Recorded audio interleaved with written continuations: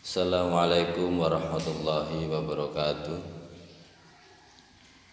Ahmadu hamdan wa ashkuru syukran lillah.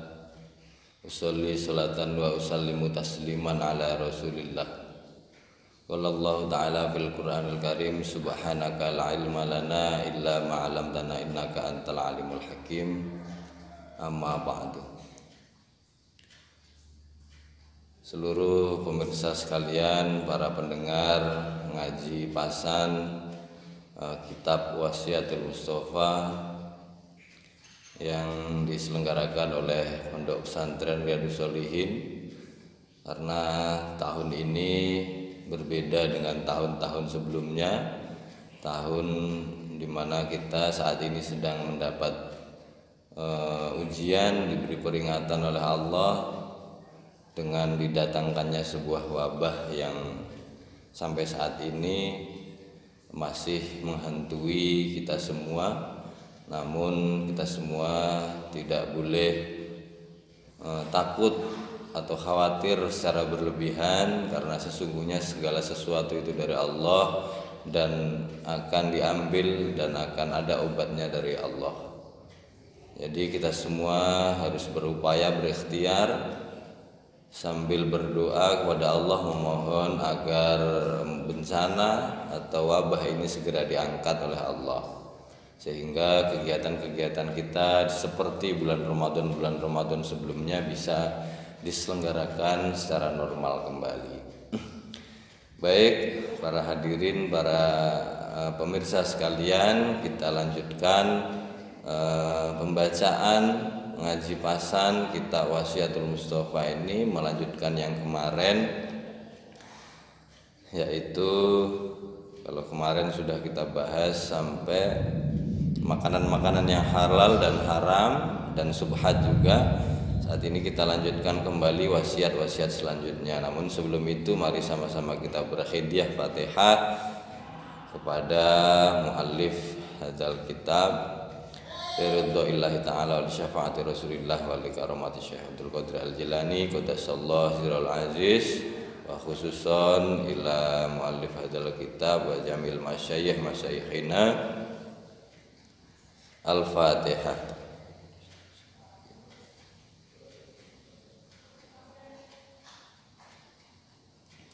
Bismillahirrahmanirrahim.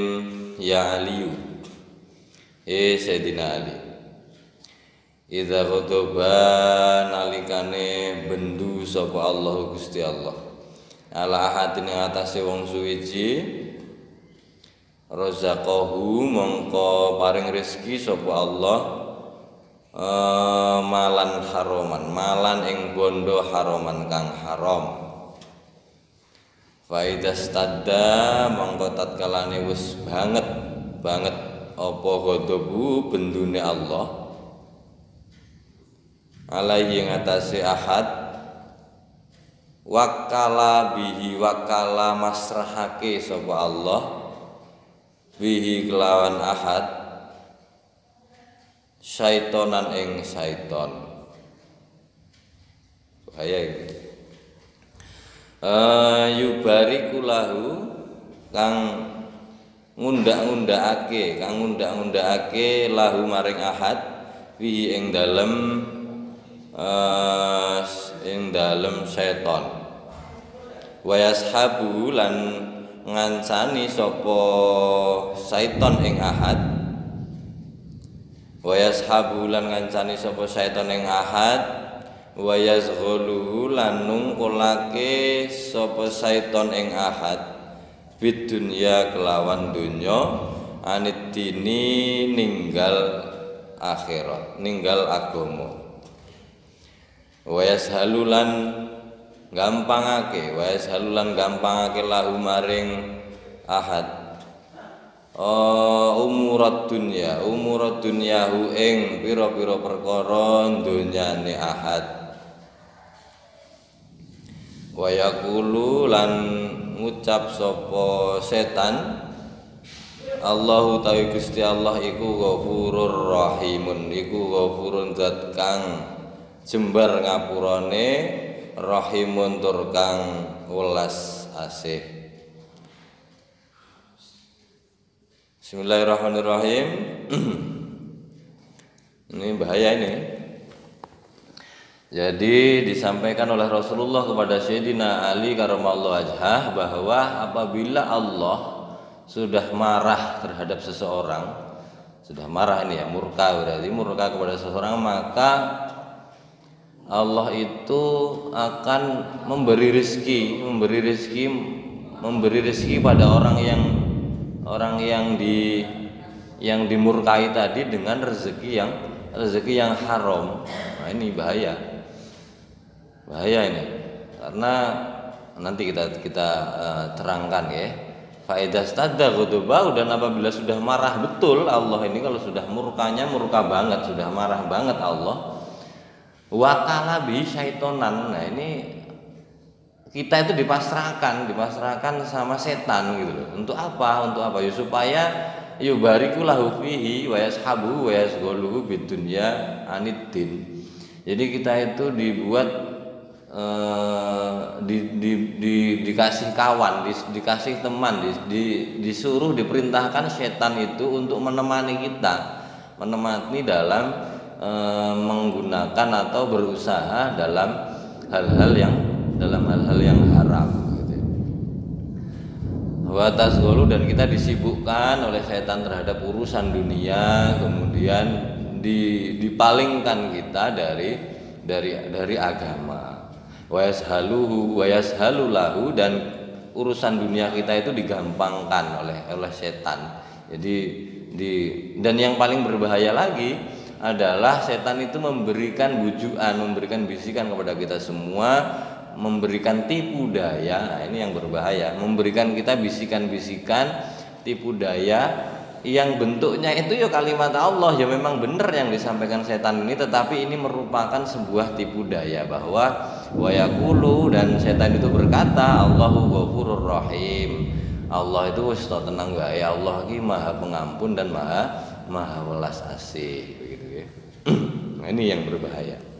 Jadi kalau Allah sudah marah kepada seseorang, sudah murka kepada seseorang, maka Allah itu memberikan rezeki kepada orang itu adalah rezeki yang haram, memberikan rezeki yang haram. Itu berbahaya ya. Jadi jangan sampai membuat marah Allah, itu jangan sampai. Karena itu kalau marahnya masih belum marah banget, masih belum marah banget. Kemudian kalau sudah marah banget, sudah marah, saking marahnya Allah, saking murkanya Allah, nanti Allah itu menyuruh setan, memerintahkan setan untuk menemani kita. Jadi setan itu disuruh nemenin kita dalam mencari rezeki atau barang-barang yang haram, mencari nafkah, mencari duit, mencari makanan dengan makanan yang haram, begitu loh. Jadi bahayanya kalau Allah sudah murka sama kita, kemudian setan ikut campur dalam urusan kita dalam hal mencari nafkah. Ya kalau prakteknya di dunia mungkin banyak sih orang yang kelihatannya ya tidak pernah sholat misalnya, atau sholatnya jarang-jarang, atau tidak pernah puasa dan lain sebagainya, atau ya pokoknya tidak pernah ibadah lah. Di mata kita secara zahir kita nampak, bahkan mungkin wudhu saja tidak pernah misalnya, tapi kok usahanya lancar, duitnya banyak, proyeknya di mana-mana jalan terus, begitu kan. Ya bisa saja hal itu terjadi, karena memang ya Allah menghendaki hal yang demikian, gitu. Jadi karena Allah sudah marah, sudah muak, sekarang mulah kono urusono setan, nah begitu misalnya kan. Jadi dipasrahkan kepada setan, wis kayak urusono, kayak batu rono, kayak bocah, kayak sing kulino mangan haram. Jadi batu rono kancanono golek nafkah sing nganggo barang-barang haram. Nah, itu bahaya. Jadi bahaya sekali betul. Jadi jangan sampai kita itu mendapat kemurkaan dari Allah, begitu. Karena kalau Allah sudah murka sampai segitunya Allah itu, jadi kelihatannya kita itu hidupnya enak dan lain sebagainya, tapi ternyata Allah sedang melulu, apa jeneng nglului. Jadi ngelulu. Jadi dibiarkan saja, kita malah disuruh setan ngawani kita untuk makan haram. Karena seseorang itu misalnya kalau dia berusaha melakukan sesuatu, bekerja itu misalnya dengan cara membohongi orang lain gitu kan, membohongi orang lain ya selamanya, jadi dia tidak akan bisa makan kalau tidak membohongi orang lain. Jadi memang seperti itulah adanya. Jadi misalnya kita juga mungkin kenal dengan orang-orang kaya, misalnya juragan-juragan, orang-orang yang kaya lah begitu, kemudian ibadahnya tidak pernah, kemudian bahkan zakat tidak pernah, kemudian tidak segera daftar haji, bisa jadi karena apa? Ya karena memang setan tadi disampaikan wa yazghulahu bidunya, kita itu disibukkan oleh setan kepada urusan dunia, kemudian memalingkan kita dari urusan agama. Kemudian urusan dunia kita digampangkan oleh setan, dibantu oleh setan. Nah makanya usaha gampang, proyek lancar gitu kan, tetapi hakikatnya itu semua adalah bantuan dari setan, karena memang Allah sudah murka dengan kita. Nah ini sangat harus betul-betul kita hindari. Kita harus berusaha betul supaya apapun yang kita usahakan, kegiatan yang kita laksanakan ini jauh dari kemurkaan Allah. Begitu nggih. Kita lanjutkan. Bismillahirrahmanirrahim. Ya Ali, Sayyidina Ali. Ma safaro lalungo sapa ahadun wong suwiji. Toliba kang murih al haram ing haram, masian halih mlaku, illa kana kejaba ana sapa saitanu setan iku qarinahu ngancani ing ahad. Nah, wala raqiban lan ora ana wala raqiban lan ora nunggang numpak gitu, berkendara, wala raqiban lan ora nunggang ilakana kejaba ana radifahu bonceng ing ahad. Wala jama'alan ora ngumpulake sapa ahadun ahad malan ing bondo haroman kang haram illa akalalahu kejaba melu mangan ing malan sapa asyaitonu setan. Wala nasyalan ora lali wala nasyalan ora lali sapa ahadun ahad ismallahi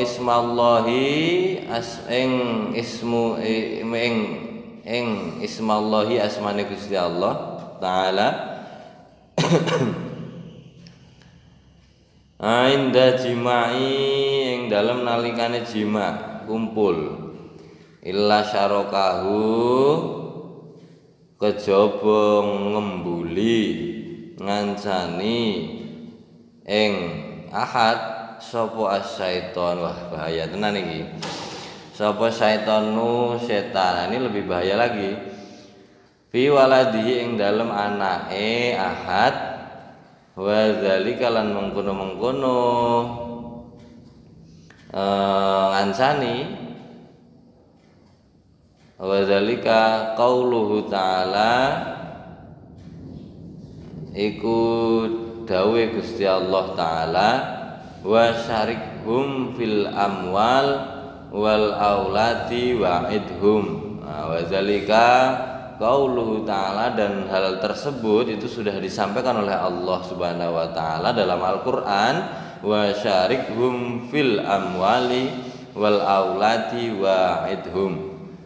Wa syarikum lan ngancarana sira setan ing kaum, jadi setan fil amwal ing dalem pira-pira bondo wal aulati lan pira-pira anak wa'idhum lan janjiyo sira ing kaum setan. Jadi ya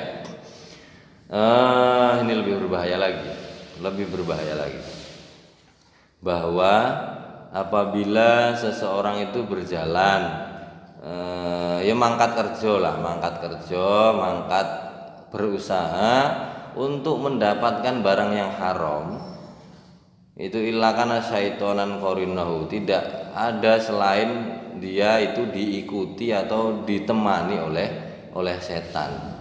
Jadi tidak bisa tidak begitu ya. Jadi illa kana syaitonu qarinahu. Jadi setan itu kecuali dia diikuti dengan setan. Jadi orang kalau berangkat berusaha kemudian usahanya itu udah usaha yang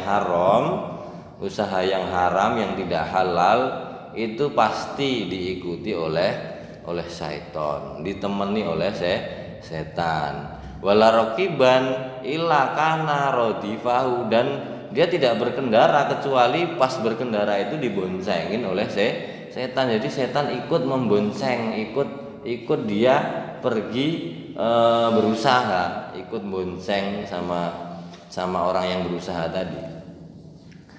Kemudian ini yang berbahaya lagi, wala jama'a ahadum ala haraman illa akala syaiton. Kemudian kalau orang kumpul kemudian mengumpulkan barang yang haram kemudian makan, maka dia itu kalau tidak dibacakan asma Allah, jadi tidak baca bismillah lah begitu, orang makan kemudian tidak baca bismillah, maka itu pasti makanannya itu dibarengi dengan seton. Yang berbahaya lagi yang terakhir ini, yang berbahaya lagi bahwa inda jima'i illa syarakahu syaiton. Orang kalau pas mau jima, mau kumpul suami istri kemudian lupa membaca, yaitu lupanya tidak mengingat Allah lah, entah itu bismillah atau apa, ya minimal bismillah lah, minimal wudu terus maca bismillah.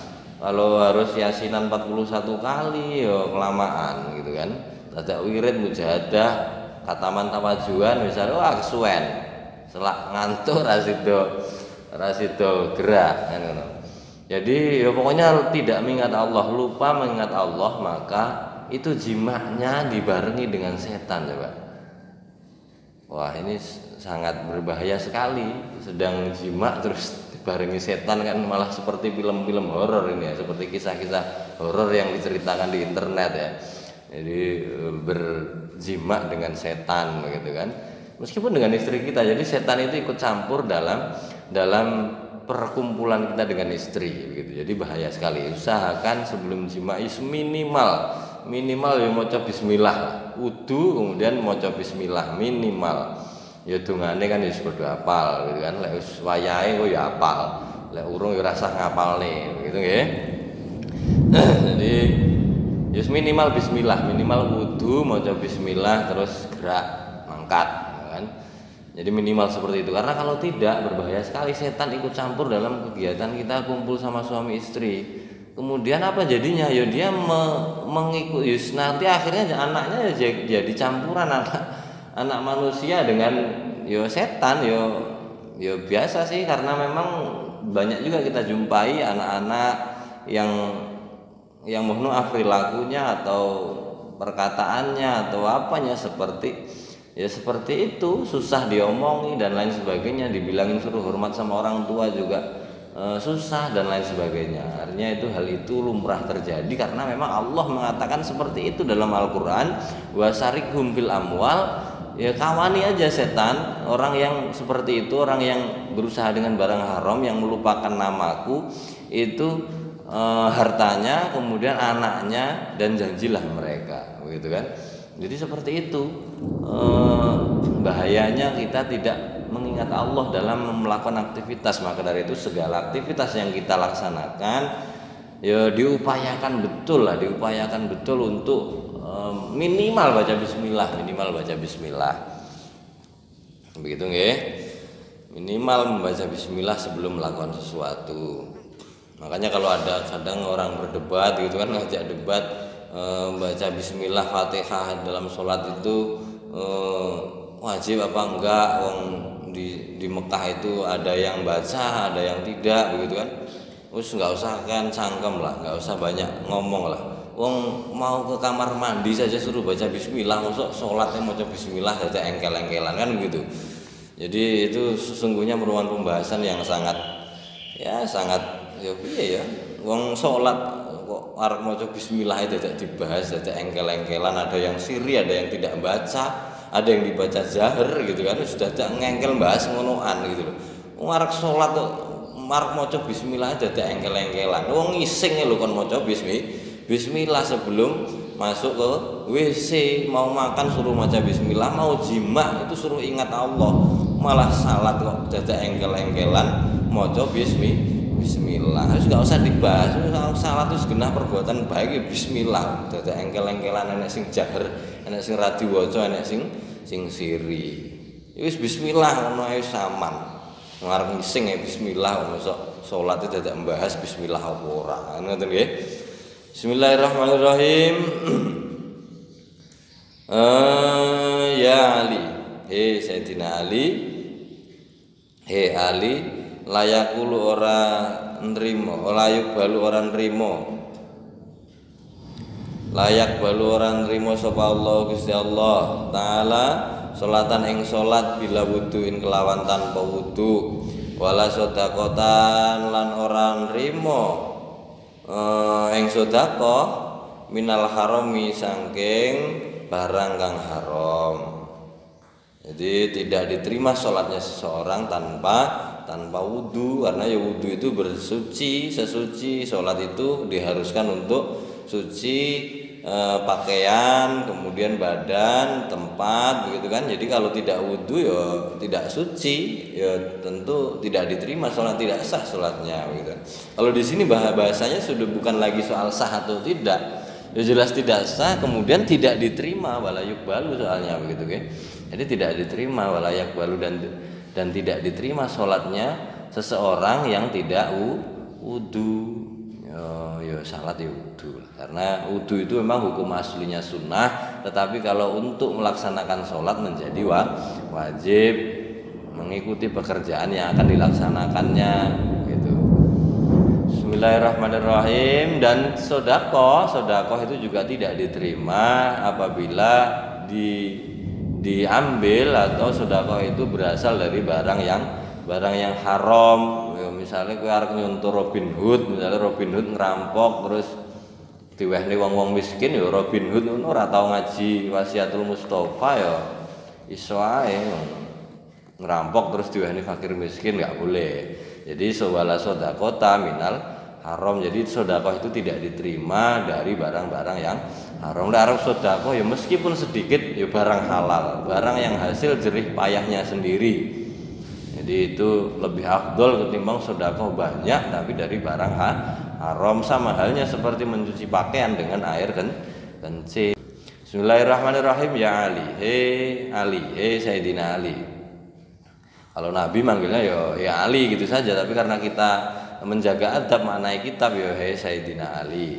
La yazalu ora gingsir sapa mukmin fi ziyadatin ing dalem mulai tambah fi dinihi ing dalem agamane mukmin malam selagine ora yakulu mangan sapa mukmin ing haroma perkara kang haram, mangan haram.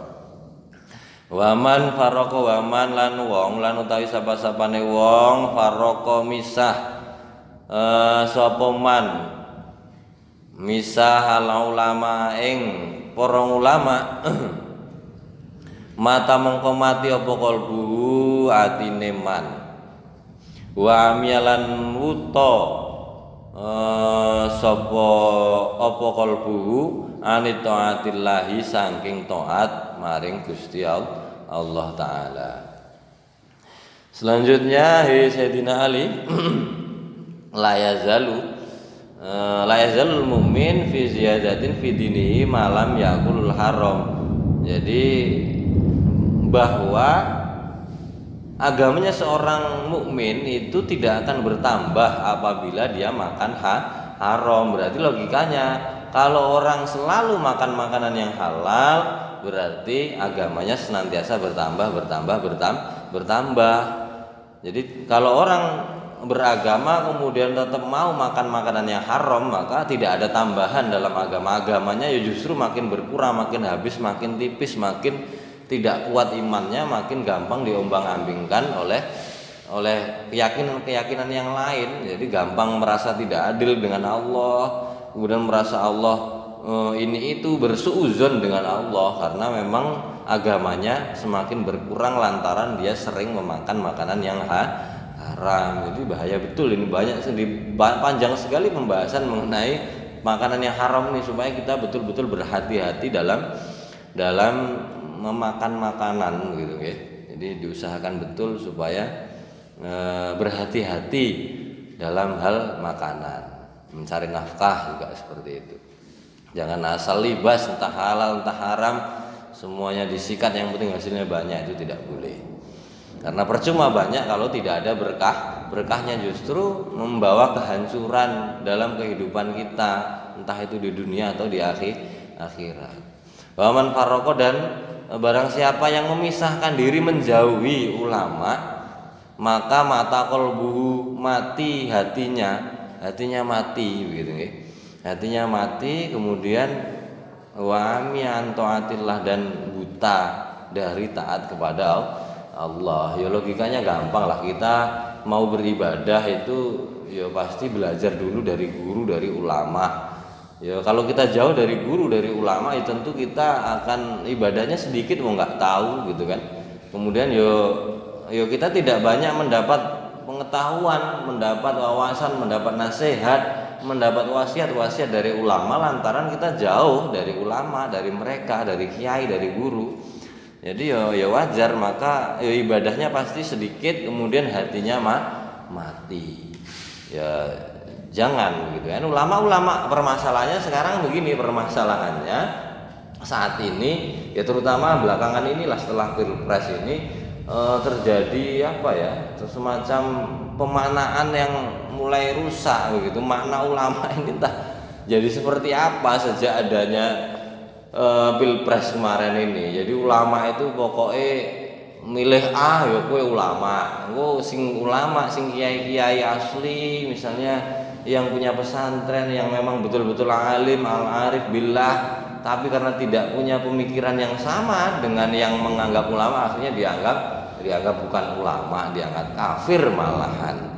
Ya tidak seperti itu. Jadi ulama itu ya ladzi yang zurul ummah bi'ainir rahmah begitu kan. Nah, ulama adalah orang yang melihat umatnya dengan pandangan kasih sayang gitu ya. Jadi ya pokoknya ciri-ciri ulama itu yang jelas ya wis wajahnya menyenangkan gitu, enggak galak lah. Ulama itu ya lucu-lucu, ya menyenangkan lah wajahnya, karena Rasulullah sendiri mencontohkan seperti itu. Jadi ketika ada sahabat yang gundah misalnya di rumah, kemudian ada masalah utang misalnya, atau masalah sama keluarga, ketika sowan kepada Rasulullah, belum sampai ngomong, belum sampai curhat sama Rasulullah, itu melihat Rasulullah tersenyum saja dengan wajah yang tentu saja luar biasa, karena kita tidak pernah bertemu Rasulullah, tapi kita semua yakin bahwa Rasulullah itu pasti wajahnya itu menyenangkan, menenteramkan, menyejukkan. Dan seperti itulah ulama, sosok yang harus dicontoh oleh para ulama-ulama, karena al-ulama warasatul anbiya. Ya harusnya ulama itu ya sadu, ya teduh, ya menyejukkan, ya tidak terus gampang marah-marah. Kalau saya sendiri sih milih ulama, ya milih ulama sing sopan-sopan, sing santun, sing wajahnya menyenangkan lah. Sing galak-galak aku semua lah. Wong urip iki sabut malah ditambahin melu ulama sing galak-galak, wis saya repot malah. Akhirnya ya seperti itu, akhirnya bahwa jangan sampai kita itu jauh dari ulama, karena memang kehidupan kita ini banyak hal yang memang pengetahuan terutama ilmu agama yang harus kita dapatkan, yang harus kita dekatkan diri kita kepada para ulama. Kaya aja saka ulama, saka guru, supaya kehidupan kita itu terang, hati kita itu hidup, dan kita rajin beribadah. Mungkin untuk pertemuan kesempatan hari ini sekian dulu, nanti kita lanjutkan kepada pertemuan selanjutnya. Semoga senantiasa diberi kekuatan istiqomah, diberi kesehatan, sehingga kita bisa berjumpa selama bulan Ramadan ini di waktu yang sama, insyaallah. Untuk pertemuan hari ini sekian, semoga ada manfaatnya. Mohon maaf atas segala kekurangan. Wallahul muwaffiq ila aqwamit thoriq. Assalamualaikum warahmatullahi wabarakatuh.